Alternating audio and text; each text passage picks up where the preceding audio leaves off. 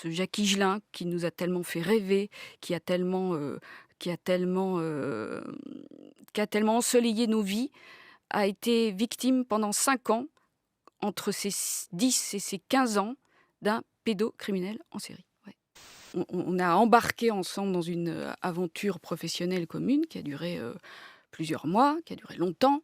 On se connaissait, en fait, on s'est fréquentés quand même de très près pendant plusieurs années et un jour, il m'a demandé si je voulais bien écrire avec lui, ses mémoires et je me suis rendu compte très, très vite que, cette histoire d'abus, sexuels pendant quand il était vraiment enfant, hein, puisque ça a commencé, il avait environ 10 ans. Environ 10 ans et ça dure 5 jusqu'à 6 ans à peu Voilà, à près. peu près jusqu'à Donc ses de 10 à 15-16 15-16 ans, ans, donc ouais. c'est quand même, assez énorme, hein. C'est à peu près toute son enfance et sa préadolescence. Cette histoire que je connaissais, dont il m'avait parlé et dont je n'avais pas, moi, je m'en étais pas fait l'écho, j'en avais parlé à personne. Je pense, pour être très honnête, que mon silence pendant ces années où on se voyait, où moi je suis journaliste par ailleurs, je travaille à Télérama, j'ai très longtemps travaillé sur la chanson, donc je le rencontrais souvent, je l'interviewais souvent et cette histoire qu'il m'avait confiée, bien je l'avais pas révélée. Voilà. Je l'avais pas révélée parce que je savais qu'à ce moment-là, il ne le voulait pas et le fait que je n'en parle pas, je pense que ça a scellé la confiance qu'il m'a fait et à partir du moment où il m'a demandé de travailler avec lui sur un livre, par contre, il m'en a aussi énormément parlé. C'était un motif, tout à fait central de nos discussions et de nos séances de travail. Alors on l'entend, cette révélation, elle est au bord de surgir lors d'une interview, en 2013. Comme traumatisme, il y en a un, je passerai sous silence. C'est l'attaque des pédophiles, mais bon, c'est, ce serait trop long, il faudra un bouquin pour expliquer ça, parce que j'étais assez mignon et ils en voulaient à mon cul. Il dit: «Les enfants se sentent coupables, c'est fou, ils se sentent salis, je le sais, je l'ai vécu». Donc en 2015, Pas besoin d'épiloguer. En pas 2015, besoin lorsque vous d'épiloguer. publiez, cette biographie avec lui, donc vous l'avez accompagné à écrire, ce secret très fugacement, très furtivement, de manière pointilliste, vous dites, comme on entrouvre une porte et puis personne ne voit ni n'entend. C'est ça qui est fou, en Mais 2015. Aucun journaliste ne pose la question, il fait le tour des plateaux, la promo classique et puis non, personne n'a entendu. c'est ça qui est très, très troublant et c'est pour cela qu'aujourd'hui je fais ce livre et il faut quand même dire que je fais ce livre parce qu'il m'a demandé Oui, aussi de le faire et ça vous c'est lui avez très promis. important, je ne sais pas si je l'aurais fait autrement. C'est que donc je vous disais tout à l'heure qu'à partir du moment où on se met à travailler ensemble sur ses mémoires, il m'en parle beaucoup, mais vraiment beaucoup.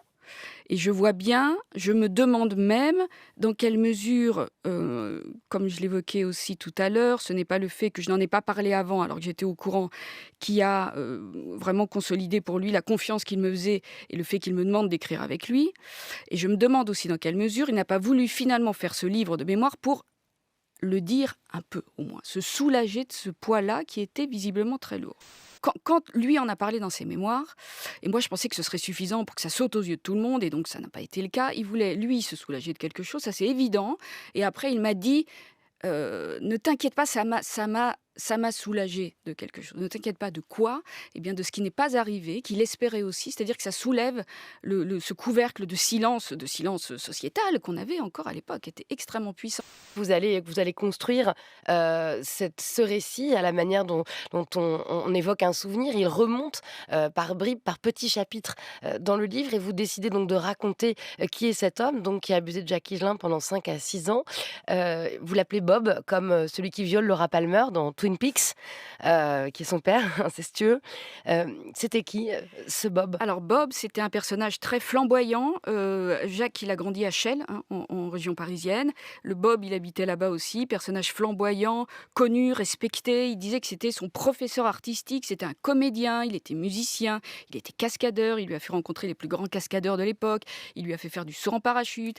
Il lui a offert des disques. Il lui a offert des instruments de musique. Il l'a amené au Casino de Paris où il a vu les danseuses dans Mmh. les couloirs. Il a même réussi à le faire embaucher alors qu'il était gamin sur une comédie musicale où il a rencontré Sidney Bechet, qui était son idole absolue à cette époque-là. Donc voilà, c'était un personnage, hein, qui avait une espèce d'autorité, comme ça, artistique et quasiment paternelle.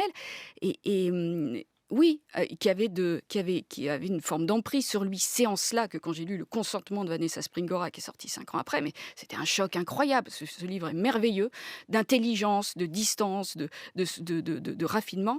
Et je me suis dit: «C'est la même histoire».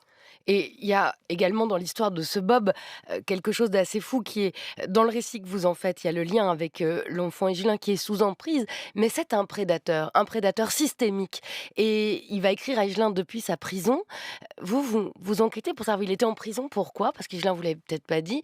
Là, vous vous rendez compte que il est tombé justement pour avoir monté 36-15 ados, un réseau de prostitution, d'agression sexuelle en chaîne, de jeunes adolescents. Donc c'était une figure prédatrice en plus, d'organiser des ratonnades, pendant la guerre d'Algérie, mais en Oui, passant mais ça. ça a été un énorme choc pour moi, je dois dire, parce que pour moi, c'était voilà un homme HL qui avait abusé d'un enfant. Et puis en enquêtant, je me suis rendu compte que ça avait été, en effet, maintenant il est mort, ça avait été un pédocriminel en série, si je puis dire, où il est tombé. En fait, il avait organisé l'un des premiers gros réseaux de pédocriminalité qui a été démantelé. Il est passé aux assises en 2000. Donc, ce Jacques Higelin qui nous a tellement fait rêver, qui a tellement, qui a tellement, qui a tellement ensoleillé nos vies, a été victime pendant 5 ans, entre ses 10 et ses 15 ans, d'un pédocriminel en série. Ouais.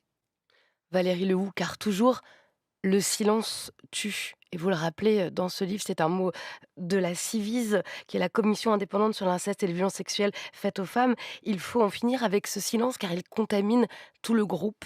C'est ce que fait ce livre sur Jacques Higelin, mais aussi pour tous les autres. Bravo. Ça publié chez Flammarion aujourd'hui. Merci de l'avoir fait pour Jacques Higelin.